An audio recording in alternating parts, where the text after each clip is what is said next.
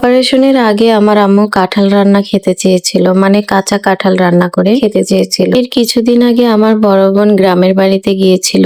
তখন আমার আম্মু আমার বোনকে বলেছিল আমার জন্য একটি কাঁচা কাঁঠাল আনিস, আমি রান্না করে খাবো। কিন্তু ও আসার আগে আমার আম্মু এতটা অসুস্থ হয়ে গিয়েছিল যে তাকে বাধ্য হয়ে হসপিটালে ভর্তি করা লেগেছে এবং ডাক্তার বলেছে তাকে অপারেশন করাতে হবে। অপারেশন করানোর 2 দিন আগে আমার বোন চট্টগ্রামে এসেছিল। আমার আম্মু যেহেতু কাঁঠাল রান্না খেতে চেয়েছে, অপারেশনের পরে হয়তো আর খেতে পারবে না, তাই আমরা 2 বোন ঠিক করলাম আজকেই রান্না করে নিয়ে যাব।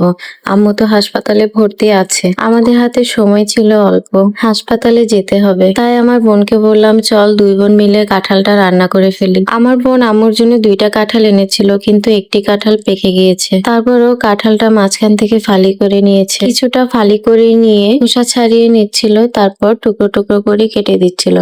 আমি তারপর সেগুলো বেছে পরিষ্কার করে নিচ্ছিলাম। এই ভিডিওগুলো আমি এমনিতেই নিয়ে রেখেছিলাম, ভাবলাম আপনাদের সাথে শেয়ার করি। কাঁঠালগুলো পরিষ্কার করে নেওয়ার পরে আমার বোন চলে গেছে সেগুলো রান্না করতে, আর আমি আমার বাসায় চলে এসেছি আমার বাসার দুপুরের জন্য রান্না করতে। কারণ হসপিটালে গেলে আবার কখন আমি আসবো তার কোনো ঠিক নেই। দুপুরের জন্য অল্প কিছু রান্না করব। আমি নিয়েছিলাম চিংড়ি মাছ। চিংড়ি মাছ একেবারে অল্প নিয়েছি, কারণ আমার শ্বশুর চিংড়ি মাছ খায় না এবং আমার আম্মুও চিংড়ি মাছ খায় না।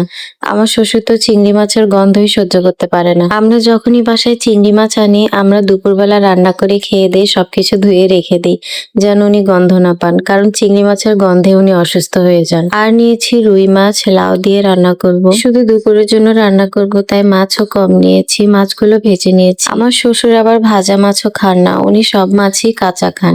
কাঁচা বলতে মাছ কষিয়ে নিয়ে রান্না করতে হয়, ভাজা মাছ উনি পছন্দ করেন না। ওনার জন্য মাছটা আমি একটু কষিয়ে নিয়েছি, তারপর আমি মাছগুলো দিয়ে লাউ রান্না করেছিলাম। বাইরে একটু বৃষ্টি হয়েছিল, তাই আমার ঘরের অবস্থা এরকম। অনেকগুলো কাপড় জমে গিয়েছিল, কয়দিনের ব্যস্ততায় আমি একদমই ঘরের কাজ করতে পারিনি। কাপড়গুলো ধুয়ে জানালার এখানে মেলে দিয়েছি, মশারিগুলো ধুয়ে দিয়েছি, তবুও এখনো অনেকগুলো কাপড় বাথরুমে রয়ে গেছে, ঘরে আর জায়গা নেই। তারপর ভাত খেয়ে নিয়ে 2 বোন হসপিটালে চলে গিয়েছি। ভিডিওটা এ পর্যন্তই ছিল। সবাই আমার মায়ের জন্য দোয়া করবেন যেন আমার মা খুব তাড়াতাড়ি সুস্থ হয়ে যায়। আর অবশ্যই লাইক, কমেন্ট, শেয়ার করে পাশে থাকবেন। আমার সারাদিনের ব্লগগুলো কেমন লাগে জানাবেন। আমার সারাদিনের খুঁটিনাটি ছোট ছোট মুহূর্তগুলো আমি আপনাদের সাথে শেয়ার করি। সাপোর্ট করে আমার পাশে থাকবেন। ধন্যবাদ।